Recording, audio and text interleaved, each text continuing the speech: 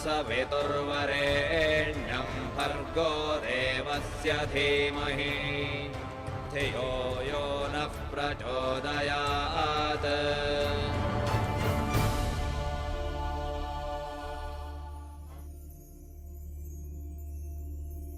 सब दर्शक लोग के हमने की ओर से सप्रेम नमस्ते।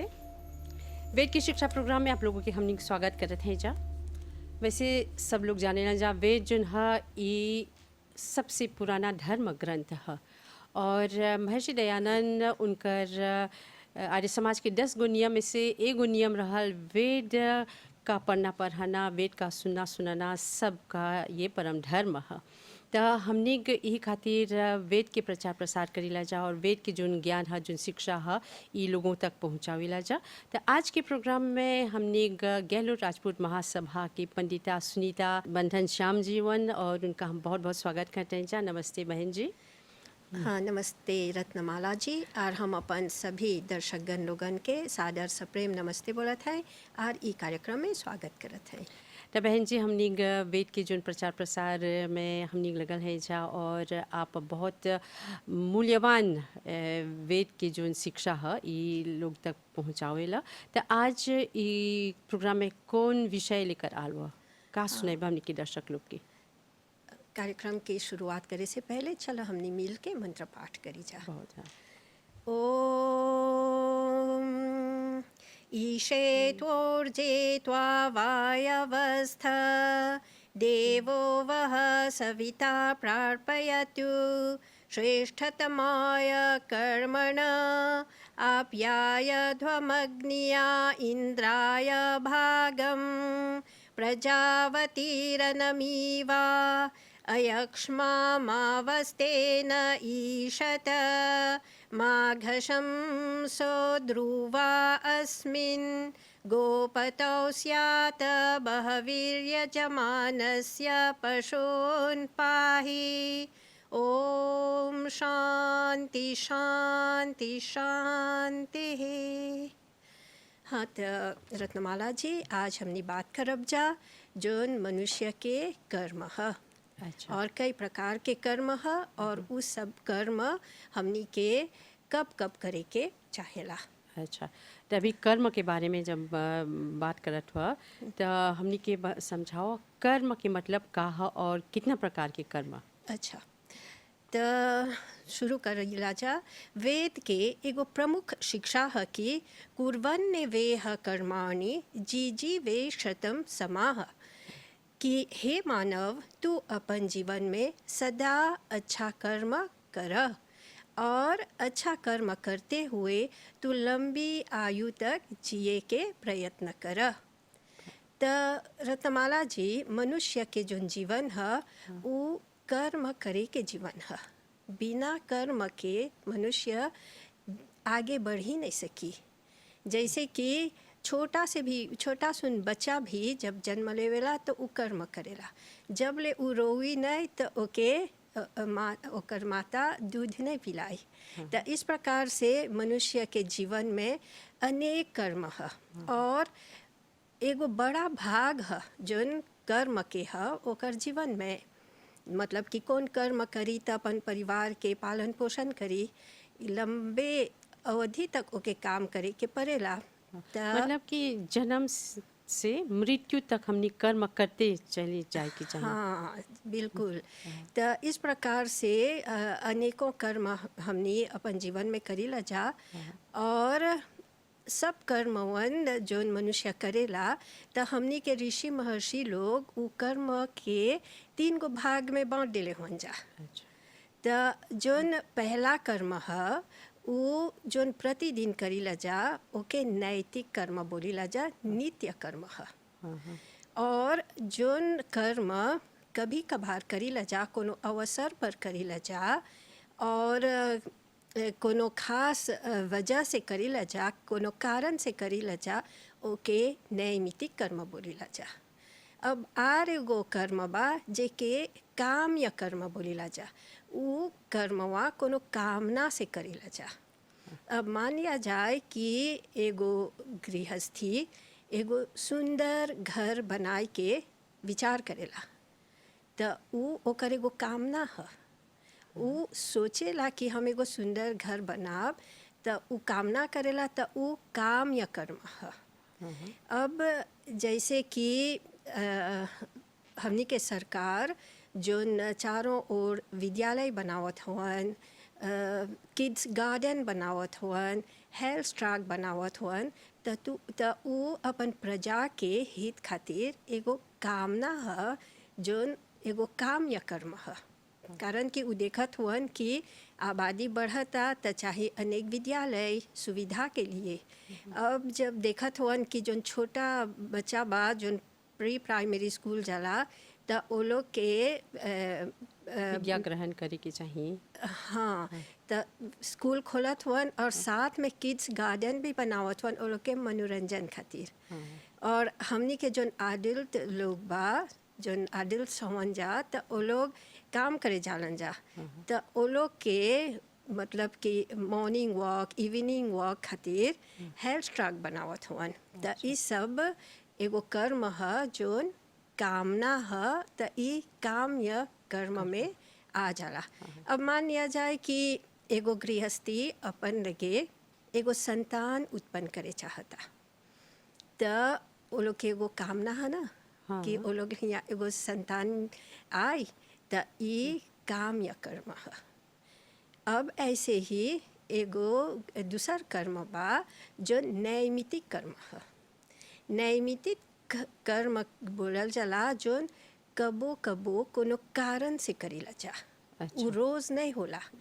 अब मान लिया जाए कि हमनी के सामने मतलब कि ऋतु परिवर्तन के बाद अब फसल पक गल बा, फसल तैयार हो गल बा, जैसे खेतों में चावल तैयार हो गल बा, गन्ना तैयार हो गल बा, त अब ओ कटनी का के सीजन चलाल ना, त ओके काटे के कर्म ह। त हमनी रोज हार्वेस्ट नहीं करीला जा, ओकर समय पर हार्वेस्ट करीला जा, मतलब कि एगो कारण है। ओकेजनली जैसे बोलेला जा अंग्रेजी में। ओकेजनली मतलब कि एगो समय आल कि हमनी के चाहे हार्वेस्ट करे के। अब मान लिया जाए कि दीपावली के पर्व सामने में आवता, त हमनी का रोज दीपावली मनाइला जा।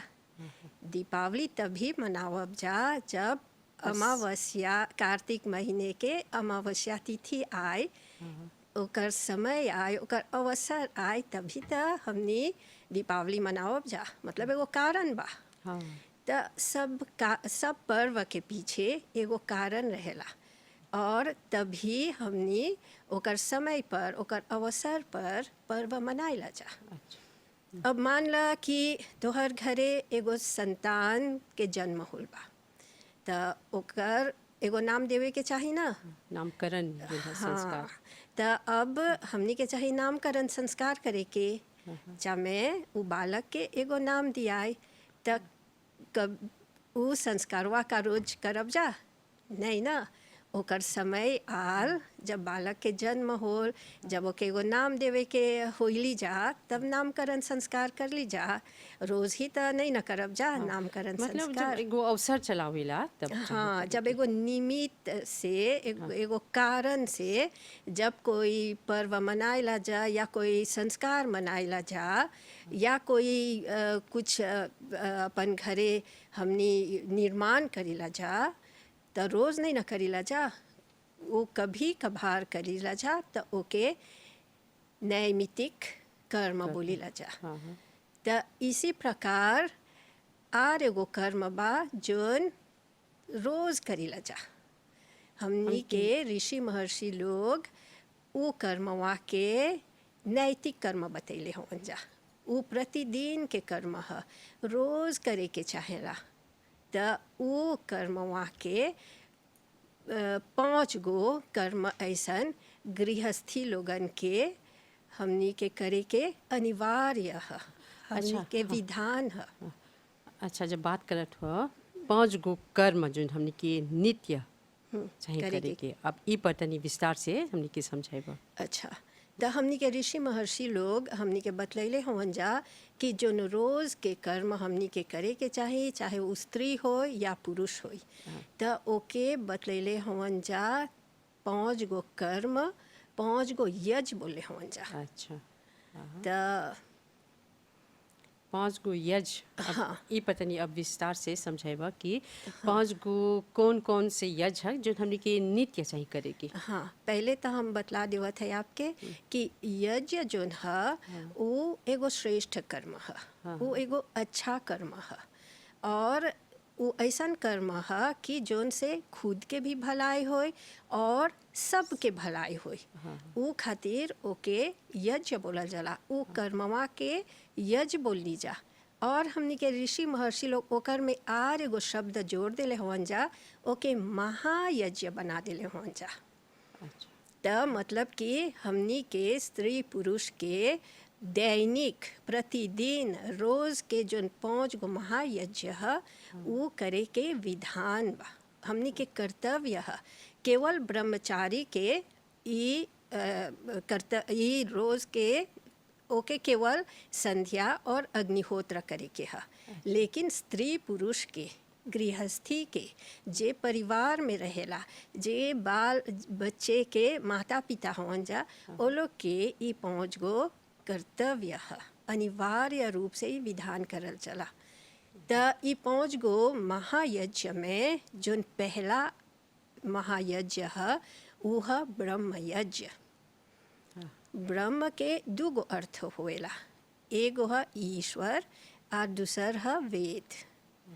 मतलब कि ब्रह्म यज्ञ के दूसरा शब्द हमने संध्या बोली ला जा। अच्छा, तो ब्रह्म यज्ञ की जो संध्या बोले जा, तो एक संध्या के कोई मतलब तनी समझा दो। अच्छा, संध्या जैसे शब्द ही बोला था, सन मतलब अच्छा से, और ध्या बोला चला ध्यान करे के, तो अच्छी प्रकार ध्यान करे के संध्या बोला चला।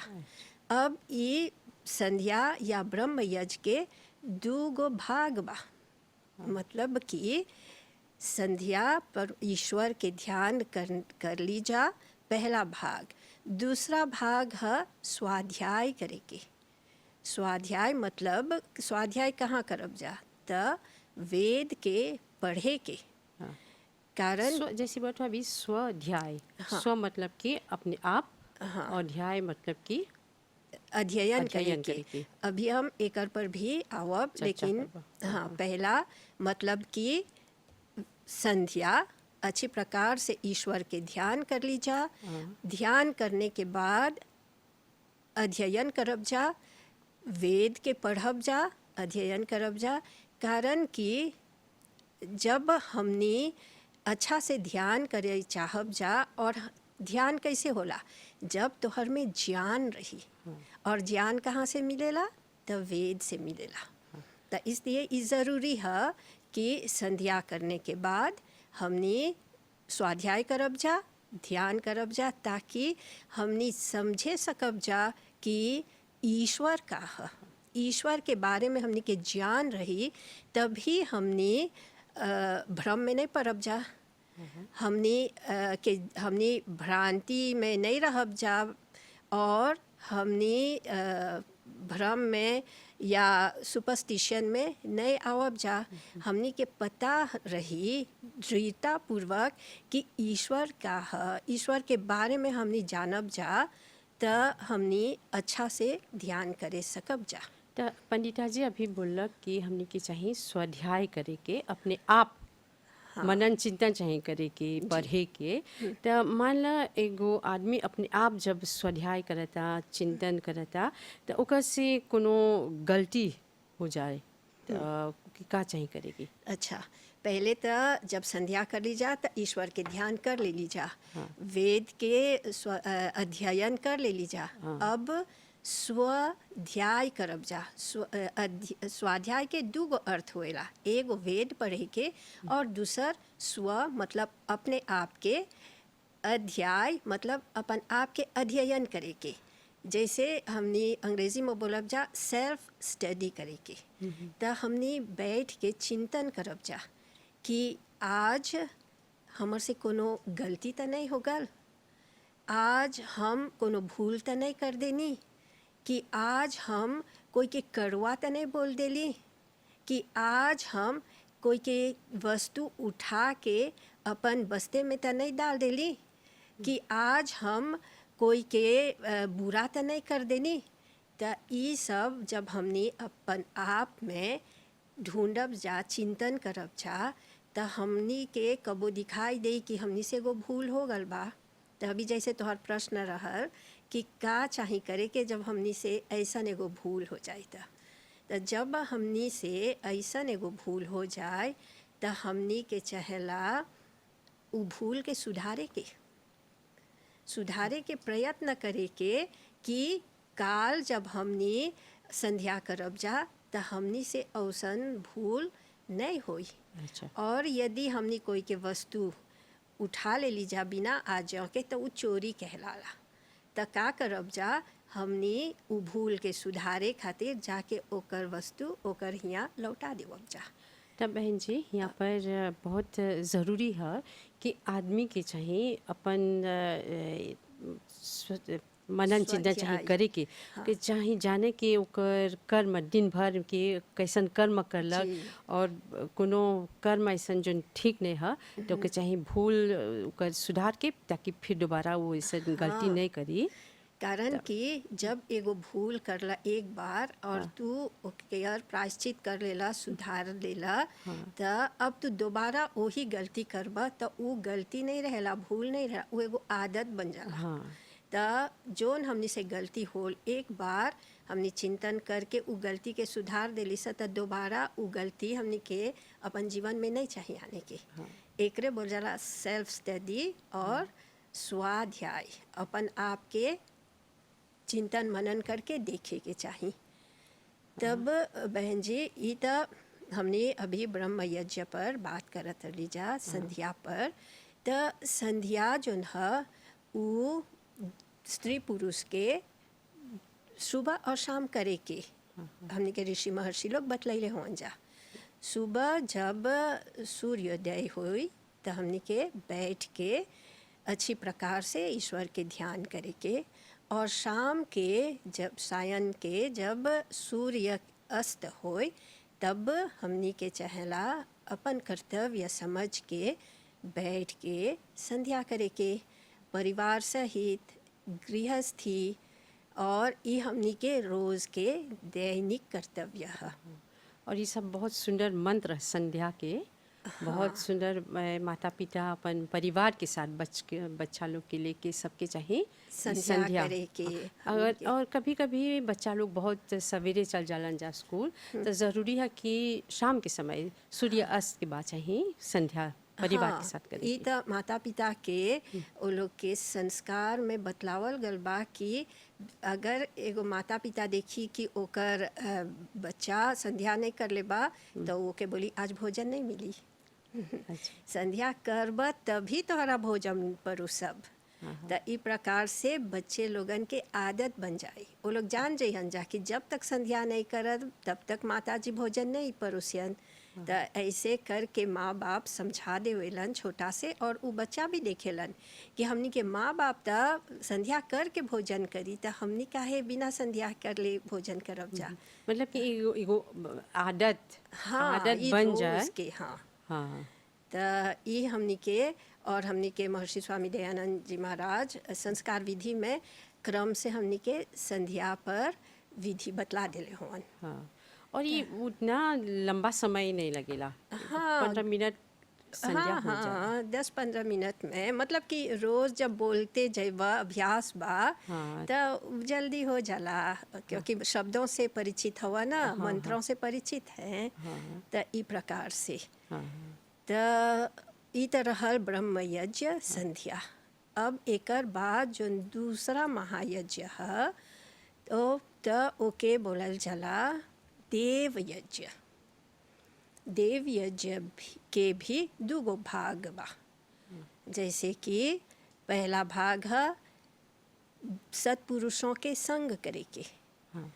सत्पुरुष जोन हवन हमनी वो लोग के संग करब जा तो हमनी के सन्मार्ग दिखलायन जा। तभी सत्पुरुष बोलत हुआ तो सत्पुरुष के कर मतलब का है पंडिता जी? अच्छा, सत्पुरुष बोलल जाला जोन जोन देव लोग सत्यवादी होवन जा, जोन वेद के विद्वान होवन जा, जोन सदाचारी होवन जा, जेकर आचरण सद आचरण वाले होवन जा, जे परोपकारी है, दानी है, जे धार्मिक विद्वान है, ऐसन देव वो लोग के हमनी देव बोलीला जा।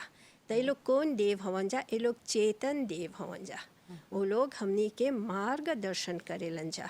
ऐसे अभी चेतन बोला, चेतन देव एकर मतलब का है? चेतन देव के मतलब है कि वो लोग एक जगह से दूसर जगह वो लोग आवेलन जा, चलेलन जा, जियत हवन जा, अच्छा, चले फिरे होला हवन जा, तो वो लोग चेतन देव हवन जा। वो लोग हमनी संगे अपन अनुभव बांटेलन जा, विद्या बांटेलन जा, वो लोग विद्वान हवन जा, वो लोग हमनी के मार्गदर्शन करेलन जा। तो हमनी के चला ऐसन देव लोगन के, ऐसन चेतन देव लोगन के संग करे के, जब हमनी के भी वो लोग के जोन अच्छा आचरण बा, जोन वो लोग के विद्या बा, जोन वो लोग के सत्य बोले के, जैसे वो लोग सत्य बोलेलन जा, हमनी भी सीखब जा। तो और ऐसन विद्वान लोग जब गृहस्थी के घर भी आवेलन जा, तो कोनो समस्या रहेला तो वो लोग समस्या के सुन के एगो समाधान देवेलन जा। तो ऐसन सत्पुरुष लोगन के हमनी के चाहेला संगत करे के, सानिध्य में रहे के। हाँ। और जोन दूसर का भाग है देव यज्ञ के, तो ऊ है अग्नि में होम करे के, अग्निहोत्र करे के, हवन करे के, और अच्छी शुद्ध गाय के घी से हवन करे के, अच्छे सामग्री से हवन करे के। तो ये है देव यज्ञ।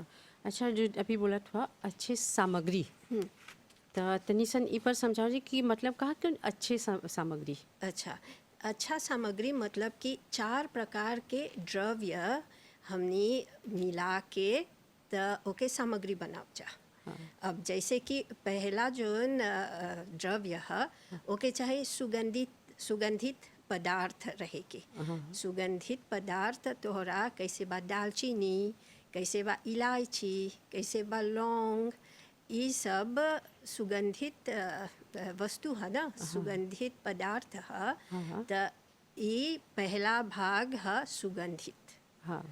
अब ओकर दूसरा जो भाग है वो है मीठा। अच्छा, मिष्ठान। अब जैसे बा शक्कर बोला था, लाल शक्कर, गुड़, मधु, तो ये सब मीठा है। हाँ। अब जो तीसर का वस्तु जो हमने अग्नि में डालब जा, तो ओके चला पुष्टिकारक रहे के। पुष्टिकारक बोला जा जो अग्नि के बढ़ाई। अच्छा, तो ई प्रकार से 3 गो होल। और जो चौथा है द्रव्य है वो है औषधि। औषधि जो रोग नाशक है। अब कैसे तुलसी के पत्ते, आम के पत्ते, ये सब रोग नाशक है ना, गिलोय, ये सब के अरहवती, अज्ञाखर, ये सब के थोड़ा थोड़ा मात्रा में हमने छाया में सुखा के ओकर एगो पदार्थ बनावब जा, जोन मीठा के संगे मिलावब जा, और जोन सुगंधित वस्तु के साथ मिला के तब हमने हवन कुंड में हवन करब जा। अच्छा, तो ये बहुत सुंदर अभी जो बोला, ये सब द्रव्य जब अग्नि में डालबा तो ये हमने के बहुत काम, हमने के पर्यावरण के लिए बहुत शुद्ध करे होला जी। कारण कि जब हमने मनुष्य जोन है जा, हमने सुबह से शाम तक जोन कर्म करीला जा, ओकर से का करीला जा, हमने हवा के प्रदूषित करीला जा, मिट्टी के प्रदूषित कर देला जा, और जल के भी प्रदूषित कर देला जा। अच्छा, हाँ। तो बहुत अच्छा बोला अभी अग्निहोत्र के ओकर जो लाभ है। हाँ। तो ई प्रकार से हमनी के ऋषि महर्षि लोग बतलेले हवन जा कि जब हमनी ई सब द्रव्य से यज्ञ करब जा, हवन करब जा, तो हमनी के जोन हम अपवित्र करले है जा, जोन मिट्टी, जल, वायु, उ सब के हमनी पवित्र करब जा। केवल यही नहीं बा, अभी है 3 गो चीज़वा तो बोलनी और एकर अलावा जोन सूर्य बा, चंद्र बा, जोन नक्षत्र बा, तारे बा, ये सब जोन ग्रह उपग्रह बा, उस सब के भी हमने संतुलित कर देव जा। अच्छा, तो बहन जी हम सोचते हैं हमने के समय हो गल। काफ़ी अच्छा बतैला। अभी यज्ञ जो है 5 प्रकार के यज्ञ है, लेकिन आज हमने ब्रह्म यज्ञ और देव यज्ञ पर थोड़ा सा चर्चा करनी जा, और बाकी जो 3 यज्ञ जो है वो अगले प्रोग्राम में हमने बात करब जा। और ये बहुत ज़रूरी है कि हमने के जाने कि हमने के 3 गो जो कर्म है वो जो बोला नैतिक कर्म है, फिर नैतिक और काम्य कर्म, इस सब पर सोच विचार चाहिए करे के। और अभी बोला कि हमने चाहिए अपने आप के स्वाध्याय करे के, अपने आप के मनन चिंतन करे के, चाहिए जाने कि हमने का करत हैं जा जीवन में। ये सब हमने के जो दैनिक कर्म है इस सब पर हमने के चाहिए जाने के और पहचाने के कि हमने का करत हैं जा और हमने के का करे के बा। और तो इस सब हमने के 5 गो जो यज्ञ है इस सब पर अभी चर्चा करब जा अगले प्रोग्राम में। तो बहन जी आपके बहुत बहुत धन्यवाद देवत है जा। आप गहलोत राजपूत महासभा से आयला पंडिता सुनीता श्याम बंधन जी, बहुत धन्यवाद हमने की ओर से। अगले प्रोग्राम तक हमने के ओर से धन्यवाद और नमस्ते। अच्छा बहन जी, आपको भी नमस्ते, और सब दर्शकगण लोगन के भी जो हमने के देखा था वो लोग के भी हम हृदय से धन्यवाद करत है और नमस्ते।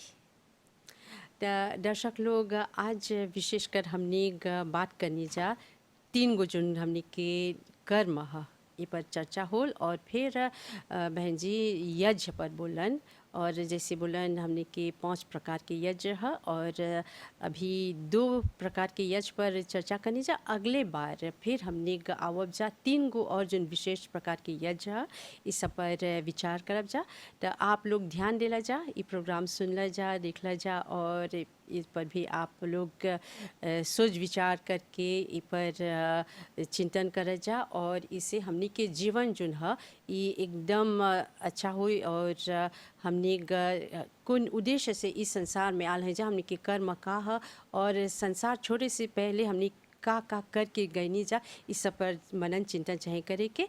तो अगले प्रोग्राम तक हमने आपसे अनुमति चाहे जा, फिर मिलब जा हमने की ओर से नमस्ते।